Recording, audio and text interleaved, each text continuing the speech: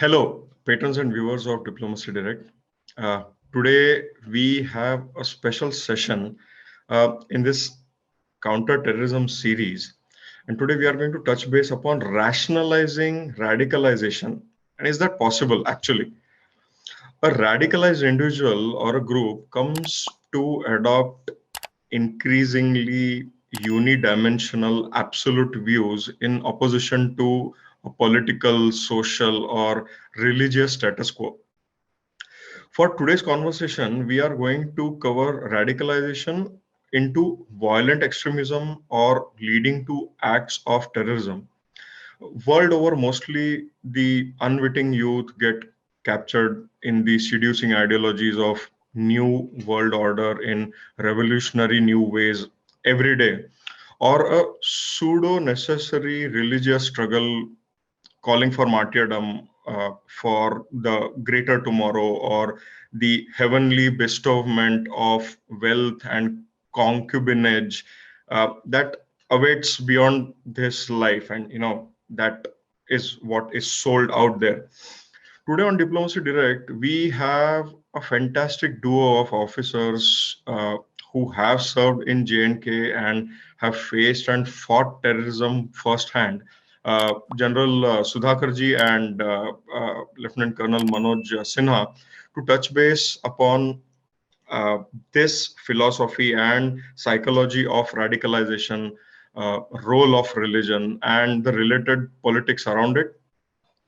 And we will take up their individual thoughts about how and what should the youth think while their self-talk before committing to a violent cause, or that is only going to play in some made up ideological rhetoric for the economic and political gain of the string bearers uh, in this high command puppet show. So I would like to welcome General Sudhakar ji and Lieutenant Colonel Manoj Sinha to Diplomacy Direct today. Thank you, Vipul. Thank you very much. And must compliment you for having picked up this theme, which should be a cause of concern for nation building.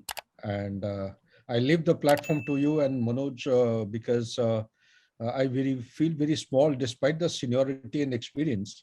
I feel very small before Manoj, having watched his video clip that you had anchored.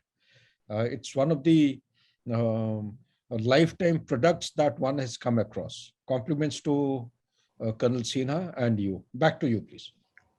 So sir, on the top right, I will put up the link for our conversation with Colonel Sinha that I had the last time. Colonel Sinha, sir.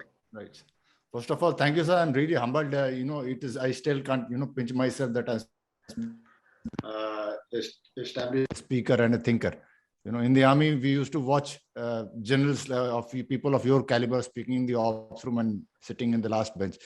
Like, how can some people have had that level and the vision and the research and all? And when people told me that the talk that we had got you interested, I really couldn't believe it. And I would also not say that speaking to you is a dream come true, because I never even dreamt that I'll be ever speaking to a person of your caliber. So it's my honor, and you've shown some interest. That's magnanimity, and that is your humility, sir. I'm really humbled and honored, sir. Thank you very much, sir. Thank you. I really hope we can contribute, sir. Thanks, gentlemen. So I'll start with General G first, General Sudhakar, sir. To get something straight at the onset, that we are going to start, and creating a background for this is about the people. So people who join these factions come from various backgrounds of education, socio-economics, gender, ages. Some are family bearers. So what's the allure? Why do people join these violent extremist movement, and what factors prevail over the common sense to put their lives on line for an apparent delusional cause? General, sir. Vipul, you've given me 5 minutes time. The question is such that it can take at least 3 hours. Yes. And in past 2 days, I have touched up a lot of Western literature on the subject. You yourself, you have got domain expertise. And I'm cautious of the fact that Colonel Sinha is, um, he's got experience, hands-on experience on the subject. I have also had some exposure and a very humble exposure. But with that, let me just very quickly respond to you in within the time stipulated time. Before I come to the specific answer per se, Vipul, firstly, let me compliment you because not many people are picking up such cerebral themes. I have gone through a couple of video clips in past 36 to 48 hours, based in the subcontinent, Indian subcontinent, Jaydeep Saikia, Bhomik, on radicalization, how it is, how Bangladesh has become an epicenter of radicalization, how it is proliferating towards our subcontinent, how India is getting affected very adversely, and how is the nation building going to be impacted if radicalization is not addressed squarely and boldly. Um, uh, with that backdrop, let me just very quickly say a few quick points. Firstly, India was never a nation state by modern terminology of nation state before 15th August 1947.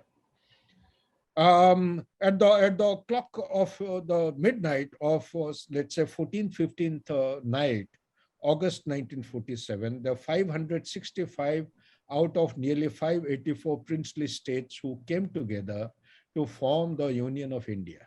These are very important landmark milestones.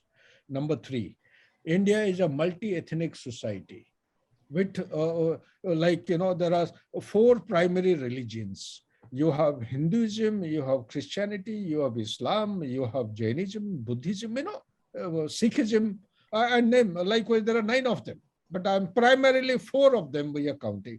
And there are how many? The total of 9 religions as per my study. There are 5 primary castes, and these castes have got 3,000 subcastes, and the 3,000 subcastes have got 25,000 subcastes in our society. Hinduism itself has got 33 crores gods and goddesses. Why am I giving out this? There is a diversity, there is a far-reaching diversity, and the ground is absolutely fertile. And there are 22 languages, official languages, 121 sub-official or informal languages, 270 mother tongues.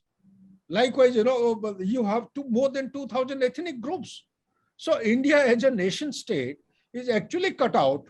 It's so fertile for a society to be vulnerable to radicalization. Now, what is radicalization? It is very important for our viewers to understand that what is the meaning, because radicalization sitting out here in the West Coast in California, when I spoke to a couple of my friends and also the American citizens, as per them, radicalization is different. When I spoke to my colleagues in UK, radicalization is different. Radicalization, I have been in Middle East, in Oman. I've been to Afghanistan. Radicalization is different. The epicenter of today's terrorism is Afghan-Pakistan corridor. 18,000 terrorists are waiting in the staging camps to actually come into India. Radicalization is different in Southeast Asia. Radicalization, what is the meaning of radicalization in Indian context, is the issue that I would like to touch upon. Ladies and gentlemen, Vipul, thank you for asking this beautiful question. What is the meaning of radicalization?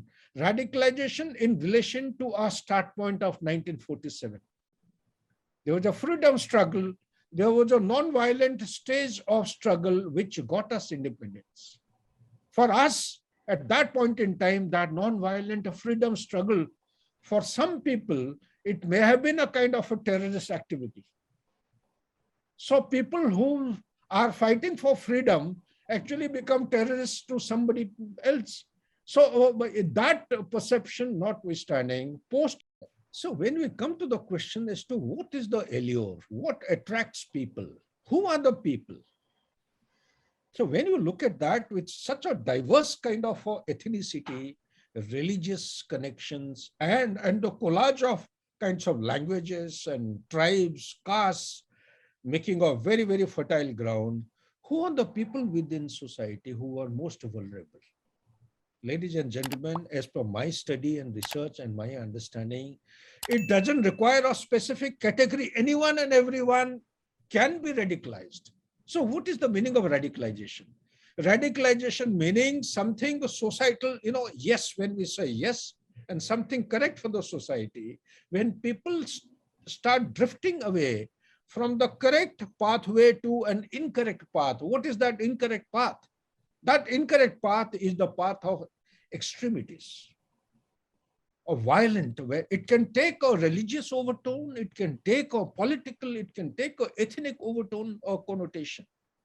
When we take to the extreme point of, let's say, the violent means of imposing your will or your expectations in the society, you defy the basic commonly accepted rules-based international order or national orders or societal way of life. Well, that is what in plain simple language to me means radicalization. So who are these people who can be, in spite of so many issues that I have brought up, that anyone and everyone, there are no cut and dried kind of people who can be. Any people, any religion, educated, uneducated. In some documents I read yesterday that some of the eminent authors have written poverty is one of the causes for people to be lured, to be attracted. But they have been discounted by Western authors. No, there are lower strung of socioeconomic status people.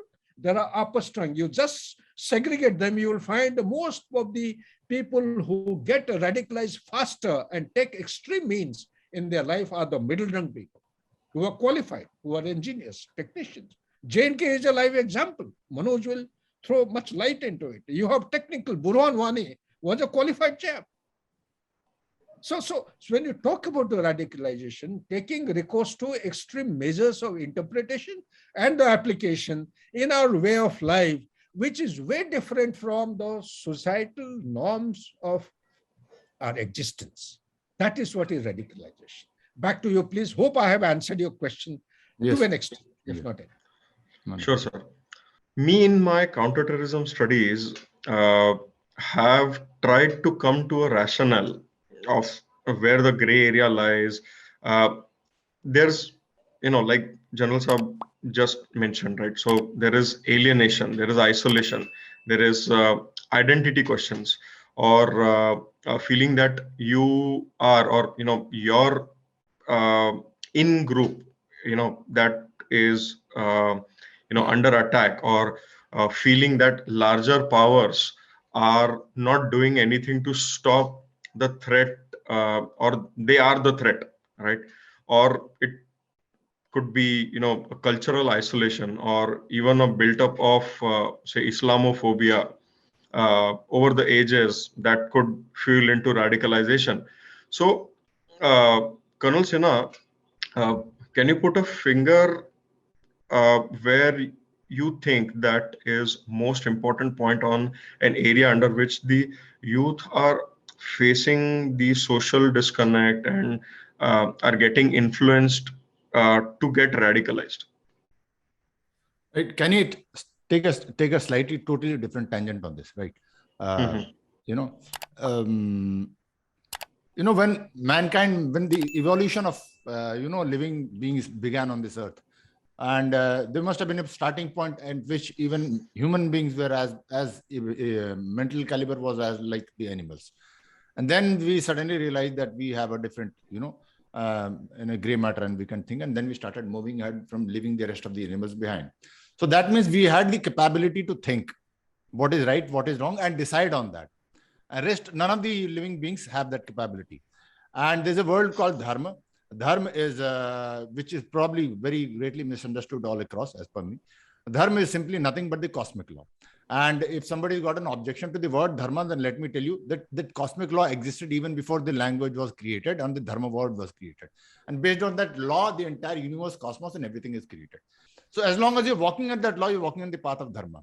If you're walking against that, then you're walking on the path of adharma. Whenever we walk on the path of adharma, that is the root cause of, what we, in the modern terms, we call it as radicalization. And this was always there. The terms will keep changing. The name of the parties on both the sides will keep changing. So, but the term today we call it radicalization. 5 years and 100 years down the line, probably will be calling it something else. But the root cause is that whenever we digress from the path of adharma, it will happen, and there will always be people on the both sides. There was a time when the man on the right on the path of dharma was called Ram, and the other side was called Ravan. No, similarly, we had Ram and the Krishnas and the Pandavas and we keep coming, Subhash Chandra Bose and all those people who were always on the path of the dharma. And there was the other side, Ravan, the Duryodhan and the Dushashans and the Kans and the Aurangzebs and the Babar and the Hitler and all kind of the British came here. They were part of the dharma. So these are the two major names I am talking to you. But even in a normal walk of society, when you walk, you can always find people on both sides. If there's a conflict in a family, you will see one brother is actually being righteous, the other guy is, selfish. So बोल रहा मैं बंटवारा करूंगा, ये करूंगा, मुझे सब दे दो, because he is walking in the path of adharma. No, the genesis of this is whenever we pass, that is what our ancestors had seen this, foreseeing this, and that is what they had told us. So in the modern context, we all misinterpreted and have misunderstood, and we let the world misunderstand the meaning of the word dharma. It's got nothing to do with choosing the version of God that you want to pray. It's got nothing to do with the methodology of your praying to that whichever way you want. तो अब बोलते हैं ना ईश्वर का रूप का चयन और आराधना की पद्धति का चयन इन हिंदी में बोलते हैं, इससे इसका कोई लेना देना नहीं है. It's simply being right. So, and that is a cosmic law. So, जब इससे whenever we digress and whenever we let our people digress from there, whether it is youth and all, this kind of the radicalization will always come. And I take it from there. I picked it up from what Sir had told. It is simply being on the correct path and not a correct path. Sir had told that. So it is exactly that. I'm just proving the same thing. Sir ne kaha, I just picked up from there, and that's what I'm telling. So, and to undo this, we need to, fight this. We need to actually explain this part to people, what is right and what is wrong. And till such time we prevail upon people that what is right and what is wrong. And it is a cosmic law. Let not a man come and do it. There's a difference between the way the religion has been interpreted in the rest of the world and the way our ancestors interpreted it. What our ancestors did is they understood that there's already a law. So the wise people, the evolved people, they went into a jungle. They left all the pre-notions behind. No books, no dogmas, no कोई पूर्वाग्रह लेकर नहीं गए थे one में, साधना करी. They connected that law, understood it, and explained it to us. But there are religions in this world which have been manufactured in imagination of people. Dharma is nothing but science. It's something like you say weather. So whether you're studying the weather in US or whether you're studying a scientist of a weather meteorology sitting in India, the cloud remains the same, the weather remains the same. And if you're honest to your science, you will interpret the same damn thing. But if you have a vested interest, then you obviously, start thinking something else. So all that we may have is someone sitting in India may name the 9 clouds different names. Someone sitting in US would name those 9 clouds different names. The symbols that they have, you see a weatherman, if you go walk into a meteorological office, they have symbols for everything, every cloud, everything. So those symbols may be different, but the science remains the same. So this whole facade that these are 2 different religions, other things, I don't take to it. There's only one dharma, and we need to stick to it. And as much as possible, we can bring people on the path of dharma. We need to prevail upon the people. And this capability only India has got. That is what I mean to say. That's what I keep telling people. Our ancestors were the only one who could foresee this. And they were the only one who had that grand vision of making the world a peaceful place. Go into the history of any civilization that is existing on this earth. I'm not talking of civilizations which have been finished. अभी जो existing जितने भी हैं, go into the history of that. और मूल में जाके देखिए, has anybody ever thought of Vasudhaiva Kutumbakam? Has anybody thought of, अंतरिक्ष शांति, विश्व शांति, पृथ्वी शांति, जल शांति, नभ शांति, विश्व का कल्याण हो? Nobody has ever thought. And all those political leaders and great leaders of the world who come and speak on, all these great summits that let us talk of world peace, they're simply being politically correct. In the heart of it, किसी के DNA में नहीं है विश्व शांति और मानव शांति. We are the only ones. And that is the responsibility that we Indians need to go and show the part to the world and the society and every human being on this earth. That is what आज ये है. आज जैसे मैंने कहा पहले राम और रावण थे, आज ये है 400 down the end. Today we may see कि the other adharm ki side mein we may call names. I'll not name it here, but you understand these are the communities which are on the path of adharma, and these are the group of people which is on the path of dharma. We may have those names today. 200 years down the line, 300 down the line, these names would change. But the battle will always. So basically the governance structure. So again, what you said, it will change as the time passes by, matter of fact, there will be a big question on humankind is, looking into the history is where religion was made for a basic society, social governance, right? And there was a difference between religion and science taking in, and when I say science, it's not only the universal science, or the astronomical science and the Galileos and the Platos and all of the world, but I'm talking about the social sciences, the civics of all of this, and then the governance structure coming into place, and then the political way of thinking. So the time gap is almost more than centuries, where religion, there was a disconnect between religion and the way we govern our societies today. And I think, in different parts of the world, the religion took a different turn or a different course, right?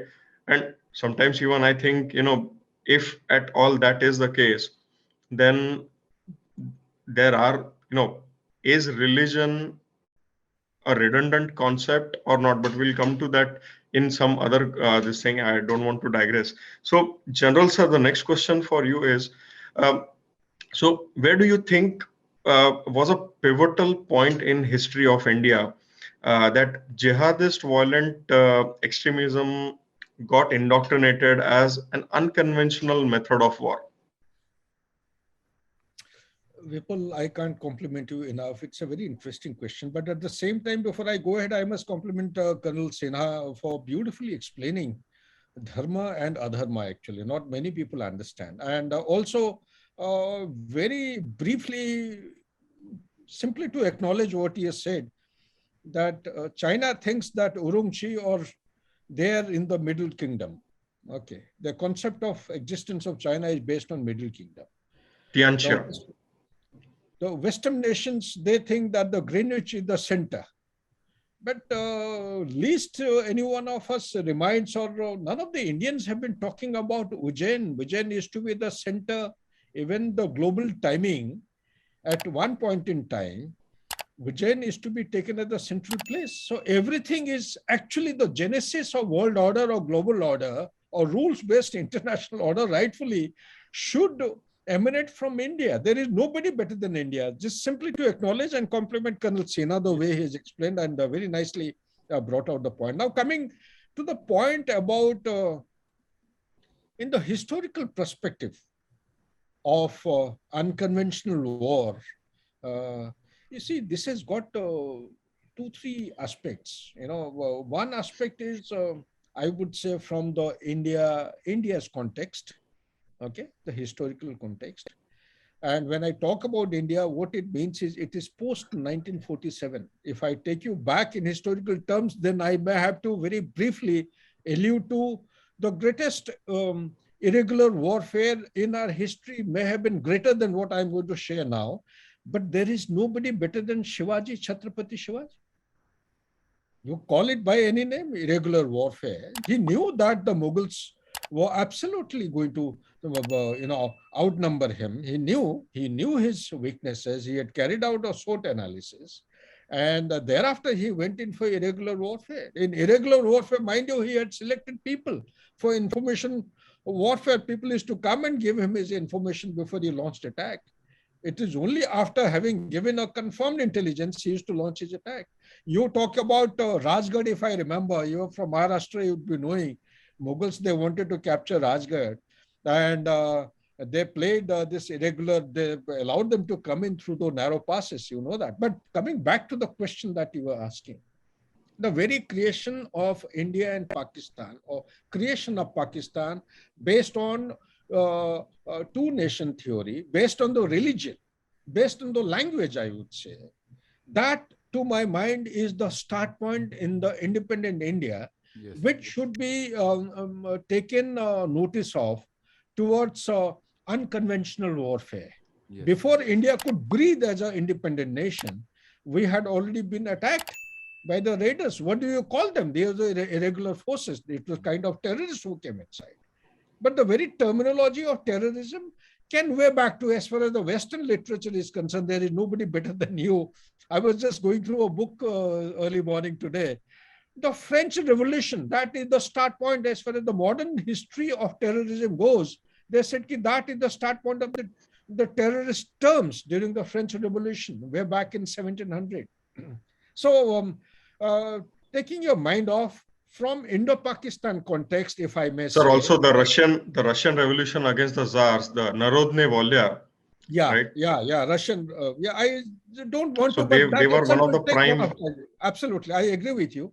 I do agree with you. But primarily out of the literature I've gone through, it took my mind and attention to the French Revolution. But I'm bringing back to the Indian context. That is where the answer lies.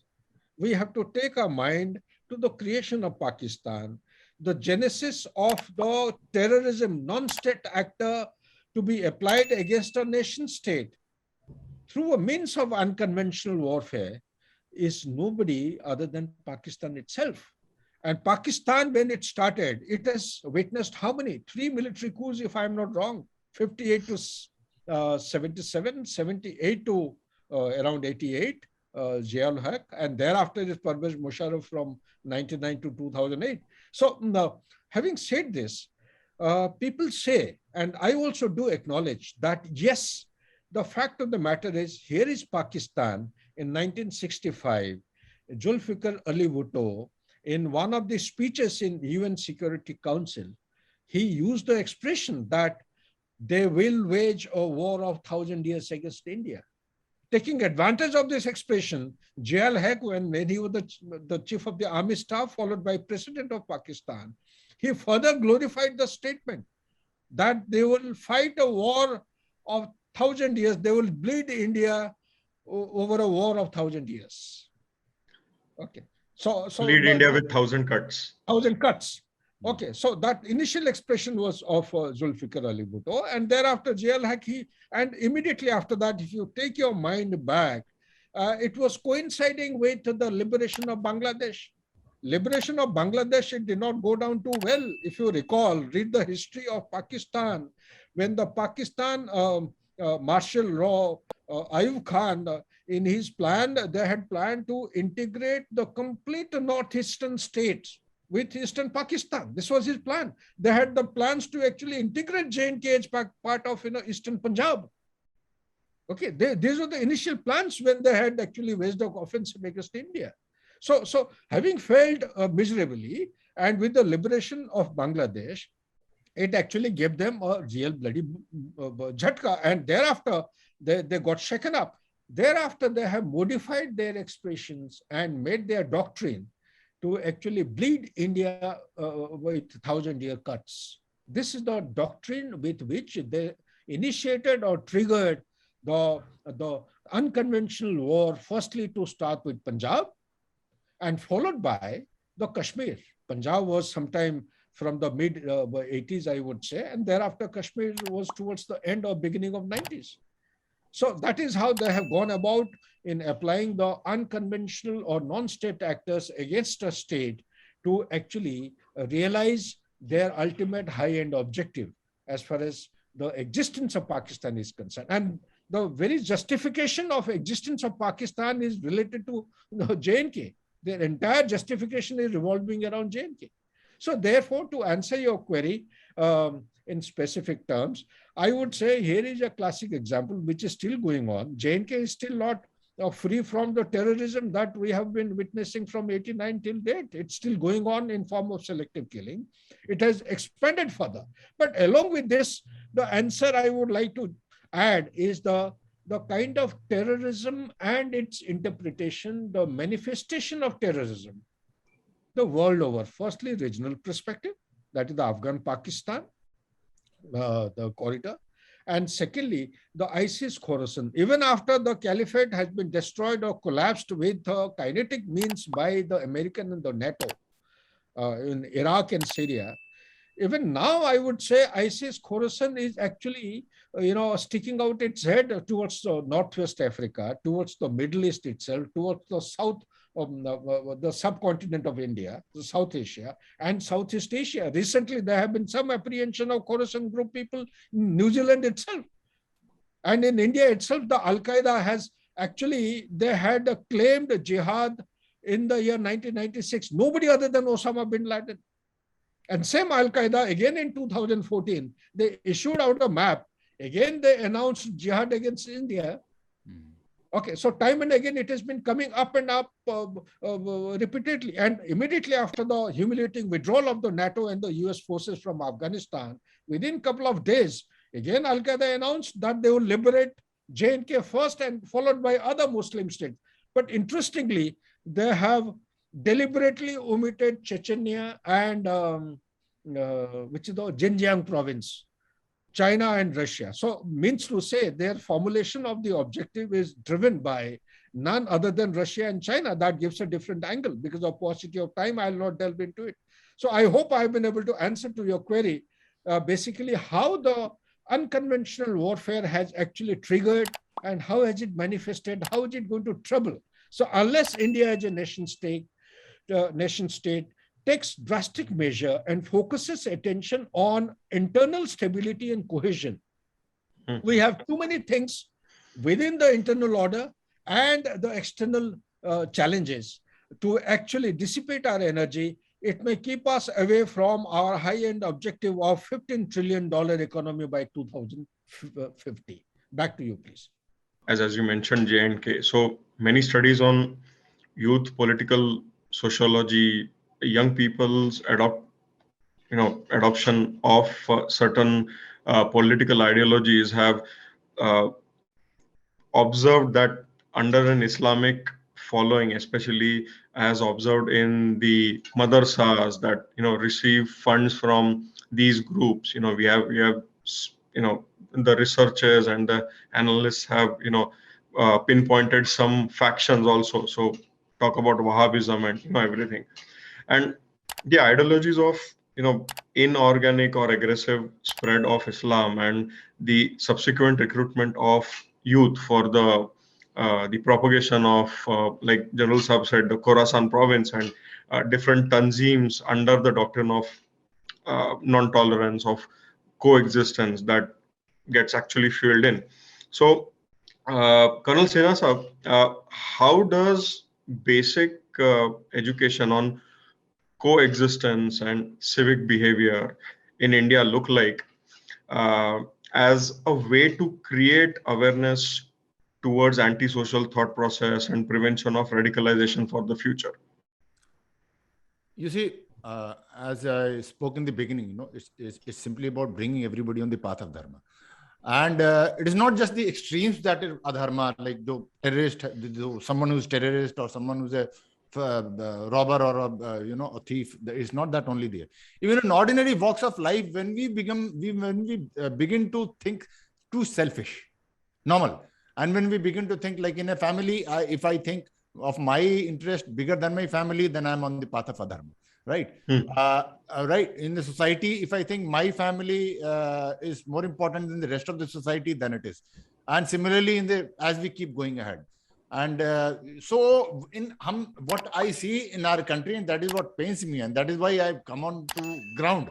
That's what I always believe, like I always keep getting inspired by the vision and the wisdom of people like General Sudhakar sir and all the other people.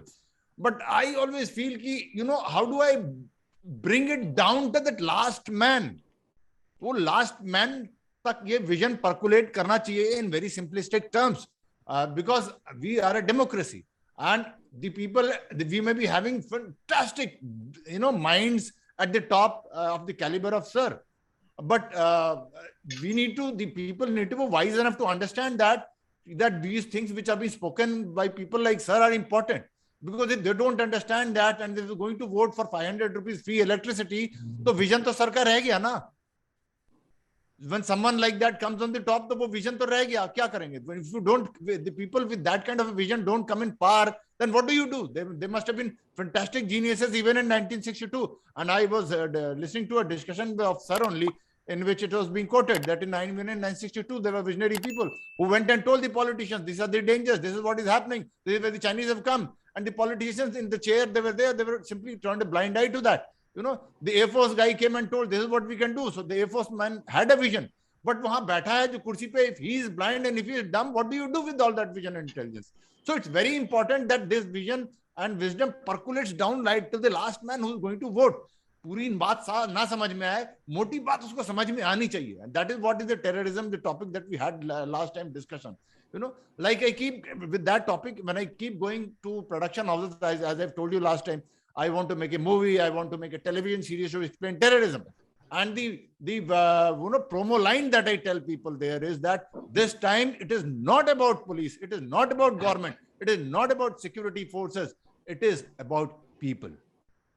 Because even in a terrorism, every field says it is the responsibility of the government, the NSG, the army, the police. हमें क्या करना है इससे लेना देना?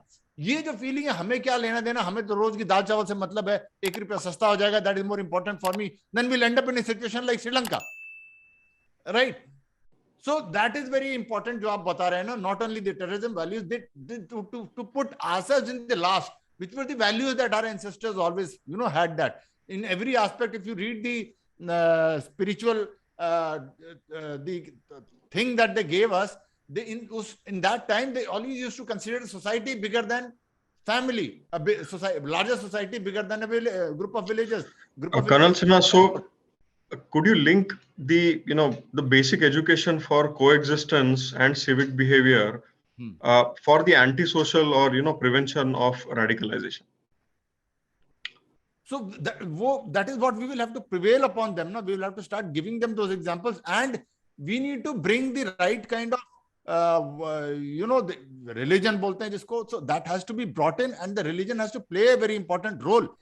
Whichever religion, now every religious book has got good things, but unfortunately the good things, some of the religions, they have put the good things in the back burner. Uska jo dusra part hai, aggressive part hai, radical part hai, destructive part hai, the path that is being highlighted, and that is the only thing. Otherwise वही लेके follow कर रहे हैं. So the people at the helm of affairs who can influence, firstly we need to have right people who at the helm of affairs, whether it is politics, whether it is spirituality, whether it is religion. In every religion हमारे यहाँ भी ढोंगी बाबा बहुत पहुंच जाते हैं ऊपर. So we need to firstly ensure that the right kind of people are there at all levels of leadership in every domain, and who can actually command respect. There are people who are able to capture the imagination. Bin Laden could capture the imagination of youth. The terrorist leaders Maulana Masood Azhar and Hafiz Saeed have been unfortunately able to capture the imagination of the youth. The clergies who are there in India or even in this thing, Babas, like even in this, they have been able to capture the imagination of the youth. We need to get rid of them. That can only happen from the grassroots level. Every father and every mother, we need to start again and start telling them what is right, what is wrong, so that they can choose wisely. Because democracy है ना नीचे ही शुरू होगा, and we need to bring a kind of discipline. There's another, I just 4 days back I was there in Pune only speaking to a college, and I told them this entire facade of freedom that is being given to youth is wrong. Please don't buy that, because this is being told by market forces. And I told them, I go around telling the youth that the freedom का जो चरस आपको पिलाया जा रहा है, it is simply because they want you to get yourself free from the influence नहीं, from the patronage of your parents. अपने माता पिता की बात मत सुनो, उनकी बात मत सुनो. Why? So that someone else can buy you. Because if you always going back to your parents and elders for everything, dad, what is right, what is wrong, someone is telling me, तो फिर तो you cannot be hoodwinked ना. So that is what is being told. So there's a whole lot of things. The market forces have come in play, and they are misguiding our youth for their own selfish interest. Right. So ये पूरा समझाना पड़ेगा. The youth will have to be made to be understand. The repercussions will have to be shown. And now since the time Sri Lanka has happened, तब से मैं जहाँ भी college में जाता हूँ, I tell them the result of this. Look what they thought, what the people thought is right. Why are they going and storming the presidential palace now? It's damn their fault, yaar. You chose the government, na? It is not. He was not a dictator. You choose that man, and now that he is not delivered, now you go and start trying to storm. It is your fault. You should give a slap on your face rather than the president and the prime minister of that country. But we voted for him. So we need to learn a lesson from there and tell our people here what is right and what is wrong. And regarding religion, I am telling you only one thing. Irrespective of every other religion, the religious heads, you need to have an outlook of a scientist. Consider religion as a science, and then You have the outlook of a scientist. By that, what I mean is, however great a scientist may be, if he is researching on a particular topic of, say, gravity or planetary, he knows that the truth is out there. And whatever I may have researched and come out, if another guy after me comes and gives me a proof and evidence of a better research, I will have to amend. Closed book कर दूंगा मैं कि ये मैंने लिख दिया है planet के बारे में, that's the end of it, nobody questions. तो वो तो गलत है ना फिर. That's wrong. So that is why you keep seeing in the domain of science also कि लास्ट 4 साल पहले के रिसर्च को आज के एक साइंटिस्ट ने बोला है कि प्रोबेबली उसमें थोड़ी सी इनएक्यूरेसीज थी, एंड दैट 4 years बैक वाला scientist accepts that because it is presented to them. Similarly in religion also, every religion should open their doors कि अगर कोई रिसर्च करके अच्छा आदमी आगे बताता है कि प्रोबेबली हमारे विचारधारा में यहाँ there was a wrong thing, let us accept that ना, and that is how we move on. बंद कर देंगे किताब, बस full stop comma, nothing can be change, nothing can be challenge. Challenge किया तो सर तन से जुदा, then we are heading for a doomsday, ladies and gentlemen. You can't live like that. We consider ourselves to be the most modern and educated society that mankind ever had. And if you think like that, then you're going back to Stone Age. That's as clear, as simple as that. That's what I want to say. Thank you. So, as the closure of the conversation, right? We have in Hindi we call it manthan, right? So the analytical HCF of the thoughts. What are your consultative points and areas of focus to decrease radicalization of youth towards the violent extremism? General Saab, you go first. Okay, Vipul, again, this itself is a vast canvas. Okay, so keeping in view the limitation of time, Indian society today is highly polarized. Extremely polarized, as per my assessment. Why? Firstly, there is a huge youth bulge. The youth bulge comprising of 65% of the total population, 1.39 or 1.4 billion, close to 1.4 billion. You just work out 65% from the age between 15 to 59. This is the youth bulge. Unemployment is the highest. Okay. Per capita income has definitely taken a jump. There is no doubt. Because of pandemic, it's in a downswing. GDP is gone up to 3.2 trillion from 2.7 trillion. But that's not enough. For a country of size of India, it's not enough. So there are many issues which I would like to recommend. But first and foremost is internal cohesion. Unless it is stable, you tell me, like Lulu shopping complex there in Lucknow, which was in the media, it is being discussed here in US. Yes. Something has happened. And is that warranted? Do you expect the economy to come to $15 trillion by 2050? आप 2100 तक 2200 तक आप wait करिए, फिर भी नहीं बनेगा, कोई नहीं आएगा उधर. So peace and normalcy should become the start point. How do you achieve peace and normalcy in the internal cohesion and stability? The hate speech, there has to be a code of conduct. There has to be a parliament act enacted as soon as possible. Political leaders particularly indulging in indiscriminate hate speech, not warranted. People should be taken to task. They should be put behind the bars. They have to be made accountable. If they're the people, of the people, for the people, and by the people, they should answer all the three phrases and be accountable. That is one point. Second point, these are my personal feeling. Time has come. We need to make education. Education as on today is a state subject, by the way. A state like Jammu Kashmir, Kashmiri language is there in 100 rupee note. Okay. In our article, what do you call that? Article 8. Schedule 8. In Schedule 8, we have 22 languages listed out. Kashmiri is one of the languages. Do you know that today it is a union territory. A few months back, it was a state. Few months later, it will again become a state. Do you know that its state does not have any document, any book, any literature in Kashmiri language? It's not taught there. What I'm coming to is that time has come. Perhaps education has to be taken by the center.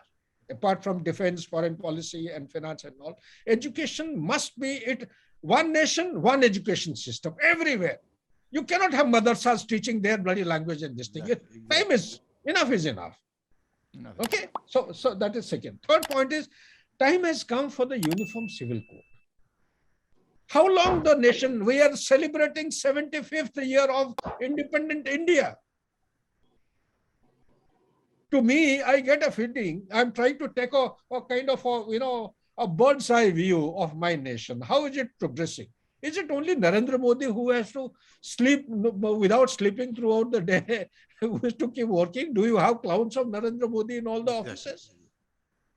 Everyone, until unless all of us put in our bid, jointly, collectively, we cannot. You see, there are so many religions in our country, so many castes, so many subcastes. We need to actually standardize, formalize, bring them onto a common platform, like the way the GST. There are crips and complaints. I know there are problems. But this is the way to bring so many multiple divisions within the society together. Next I have is slightly controversial, I feel, because I know in the South there are people who are objecting. I personally feel that to think in terms of a global power 10 years, 15 years, 25, 30 years from now, we have to evolve a concept of one nation, one language, one religion, one constitution. We have one constitution. We need to have one language. Not necessarily Hindi is the language. Why can't we have Sanskrit as a language? In Germany, I've just spoken to people in Germany. My friends are talking, Germans are talking better Sanskrit than I can actually recite. Yes. Yes. When I recite Gayatri Mantra, they correct me. Sorry, General Sahab, your diction is wrong. They're correcting me the expressions and the phonetics. Exactly. Why can't we make one language? That is how it is going to bind the nation together better. And code of conduct. Ladies and gentlemen, I personally feel code of conduct, discipline is the fundamental, is the basis for growth of a child. A mother is the ultimate teacher for a child. Unless you take care of the women, so how do the women actually character building? How does it start? We need to give them power. Empowerment is taking place. 33% bol to diya, but how many ladies and women are there in the legislative assembly, in parliament, in places of importance and relevance? We need to see that the women are given the due places of importance, plus the code of conduct has to be enforced ruthlessly by means of a parliamentary act again. It cannot spare anyone. Only soldiers are not meant to be disciplined. And the politicians, my concept of this thing is that whoever is doing whatever for the nation building, everyone is a soldier. A soldier is a soldier, one who is committing himself, dedicating himself for the growth of the nation. Yes. Growth cannot be ensured unless there is discipline. Discipline cannot be ensured unless a code of, you see, a lot of people are objecting to my thought process. What is this? Rahul Gandhi went to UK and started speaking anything that came to his mind. Why can't he be held responsible? I'm sorry, I'm talking as a soldier. I'm asking my political leadership. He is a man because of lack of opposition. The ruling party is having a free day. There is no debate. There is no argument, no discussion or deliberation. He's responsible as member of the opposition. I don't call him as the head of the opposition. He cannot have living your nation, going outside. Ghar ke baad ghar ke andar. You can't, wash your dirty linen outside. Exactly. Even though whatever he said, that was all trash. That did not have any truth in it. So therefore, code of conduct, be it a political leader, be it the businessman, or a bureaucrat, or a soldier, everyone must be brought. People say, no, it is not possible. Some of my TV panel discussion, panelists, they objected, they nahi ho sakta hai, politician. Kyun nahi ho sakta hai? Constitution to start with gave us the rights, individual rights, okay, fundamental rights. We did not have fundamental duties. Sometime in 1976 or something, there was a separate clause, article added to the Constitution. Why can't we add a similar kind of a clause in the Constitution? Make it obligatory for one and all to be within a kind of a defined boundary of our behavioral metrics.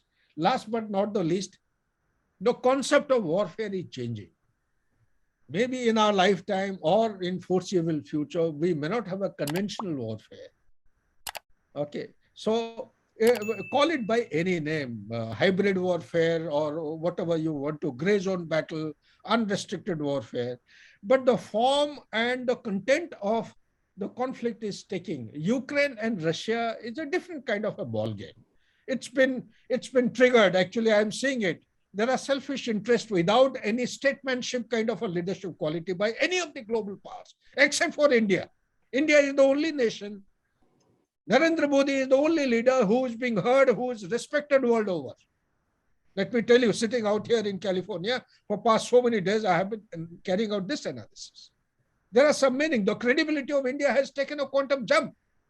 We need to actually sustain it by defending ourselves. The only way to defend is to identify the threats correctly. What are the threats today? The biggest threat to India today is the ISI and DGISPR, the information warfare campaign which is going on. Unleashed, absolutely, I would say anywhere and everywhere in India, it is writ large. They are targeting 4 pillars of our democracy. 1, judiciary. That is the apex pillar. 2, media has been bought, media houses. They don't realize. Even the anchors don't realize that they have been penetrated very deeply. 3, you have legislature. 4, the executive, bureaucrats. Our adversaries have deeply penetrated. Today in my son's house, I'm staying in California. Let me share with you. There was a time, out of 10 items in a house, 5 to 6 items were made in China. Today, out of 10 items, all 10 of them are made in China. You're thinking and talking of decoupling with China? Not possible. It is not possible. Like the way we have 60 to 74% of our military hardware is coming from Russia or Ukraine, let's say. It's very easy to say in next 5 to 10 years time, we'll decouple and diversify and look for so-and-so, have Atmanirbhar Bharat. Atmanirbhar Bharat is not an overnight dream. It takes a lot of time. It requires a lot of deep pocket. So therefore, we need to defend ourselves. Today, we need to be proactive as to why and who's doing all this. Hijab issue, farmers' agitation, or Nupur Sharma judgment in the Supreme Court. There is a deep discussion here in America. There is a deep state here. They are all celebrating. They enjoy them. You've been in America yourself. So there is a cross-section of population here who actually celebrate when India is in deep trouble. So such like issues, we need to create a formal structure of information warfare. Now, formal structures are existing in different heads, in different organizations. We need to bring them together, create a formal and official structure, give them the mandate, make them, structure them in a manner so that they are proactive. Before, prevention is better than cure. Rather than reacting to a situation, we should be able to respond to the situation. The future conflict is going to be information warfare conflict, evidently justified and supported in the Ukraine war itself. Ukraine has actually not lost the war, nor has it won it. But the information war has actually won the battle. It will carry on. It will endlessly. So with that, there are many more points I would like to actually lay focus on. Legislate and act to prevent any kind of hate speech by anyone. They need to be made accountable. That is the start point of radicalization today in our society. If we do not take preventive measure, then we are heading for, like Manoj has brought out, doomsday. We are going to be another Sri Lanka very soon, another Pakistan very soon. Thank you so much, and back to you, please. Colonel Sinha. Sir, I would like to take you through an experience of mine. In the beginning, you told that I've been in Kashmir. So I do not know whether it falls in context, but how my opinions were formed because of my experience, sir. So before I joined the army, let me tell you in very short, sir, I was a very peace-loving man. I'm still a very peace-loving man. I would change. If someone pushes me around in the road, I will change my route rather than get into a confrontation. That is one. And I always believe that everybody can be prevailed upon to live in peace. So even if I had as I was growing up as a child, even if I had a physical fight, I never felt it as good. I regretted it that you could not prevail upon that man. And I always had that belief that someone better than me, saintly person probably would have prevailed upon that man. Let's not fight. So that was always my failure. I had that belief. Second is about the nation, sir. My father was in Air Force, and we used to travel in train from Bangalore to Bihar. And I used to stand on the window, and I used to keep watching my country, fields, villages going by, and fantastic. It was my dream country. Even in that state, I didn't have that kind of vision and wisdom. What are the problems happening in the country? I never looked at the newspapers and things like that. To me, it was perfect. and flawless, and it was endless. We knew there is a geography, there is a map, but it was endless because the train we keep going. I had not even seen Nepal border. And the third was my faith. So my father was in Air Force, so wherever I used to get posted, there used to be a temple, and I used to think, he is the in charge. Here is a Bajrangbali Hanuman temple. So in this area, whatever I need to ask, I need to ask Hanuman. Like in this area, he is the collector. In the next area, someone else is the collector. In the next station, there is a Durga temple. So in this area, she is the... And my knowledge of scriptures was that small Aarti booklet. I could not never remember. So whenever there was a puja, I used to open that. That was my faith, flexibility, and knowledge. With these three beliefs, I landed in the Indian Army. And my first, as you know, that despite being from Army Service Corps, my first was an infantry attachment on LOC. And I was walking towards the LOC, and then there came a point when my next buddy tapped on my shoulder. Sahab, let's stop here. What happened? Bola, hamara ilaka khatam ho jata. Our area stops here. And my perception that the country is endless. It was questioned. And then he says, look ahead, there's a Pakistani post, he will fire if you move ahead. So this perception that endless, firstly, I found a boundary of my country, a limit of my country, geographical limit, and even that is being questioned. And in 93, they were all very gung-ho that really they will break it. Then as part of military duty to understand your enemy, I was exposed to the literature, the radio intercepts that my battalion had, and I used to listen to live radio intercepts of those and all. And I was kind of shaken my belief that mine is an ideal country, nothing, no harm. Like in a television interview, I was asked, did you go into the army for passion? No, koi desh bhakti nahi thi. Main to naukri karne gaya tha. Desh mein to koi problem hi nahi thi. I never thought that my country is under any threat or grave danger. That was my ignorance, not a good thing. But I concede that point. And I thought, my God, my country is in danger. My country is in question. And then I started, with my belief that, okay, let me try and prevail upon these terrorists to live in peace. And I started talking to them on radio whenever I could intervene in a network. That is what is my YouTube video, which is there on a YouTube, that my conversation with the terrorists is an actual voice of me and my terrorist, in which I'm trying to convince the terrorists, can we live in peace? And my colleagues used to say, what are you trying to do? I think we can prevail upon him. Now, what's wrong with him? But there came a point, sir, when I believed that I'm dealing with a different animal. I also realized that it is not me, it is not my failure. Even if Guru Nanak and Lord Buddha come down to explain this man, he will not. He is a dead soul. That's the first time I realized what is radicalization. That is the first time I realized the threat of it. And then when I came back, in my second attempt, when I came back into RR, in that intermediate duration, I used to think about what I have undergone in my attachment.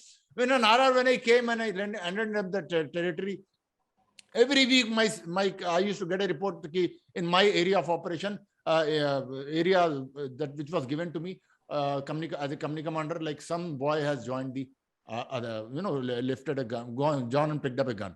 And it used to shake me to my core. Though the military target, the Fauji target was like, you go to kill terrorists and do those things. But this was a bigger pain to me. What is it that those guys are prevailing upon them that I, as a commissioned officer, I can't prevail upon these guys or what? I again challenge myself that I need to go and talk to them. And sir, I went to the principal of a school and I took his permission and I started speaking to the youth of 9 to 12. And similarly wise, I began speaking with God's grace. When I speak, especially in Hindi and kind of thing, so I'm okay. Crowd used to gather around me when I used to, Gali, Mohalla, marketplace, wherever I used to speak. So people used to gather around me. I used to speak what I speak. But what happened is that, sir, though there's a gallantry award for killing terrorists and all those things which everybody keeps mentioning, but that is not my biggest achievement, sir. My biggest achievement is something that I cannot quantify and I cannot have evidence of it. The biggest achievement that I had is that after 1 month of doing that, going around doing that, sir, in my entire tenure, not one guy left. Not one guy left, sir. And then when the terrorists were scared, because in the same houses, when they used to come, they were being welcomed. Like, come, like it's an honor, as God has landed in my house.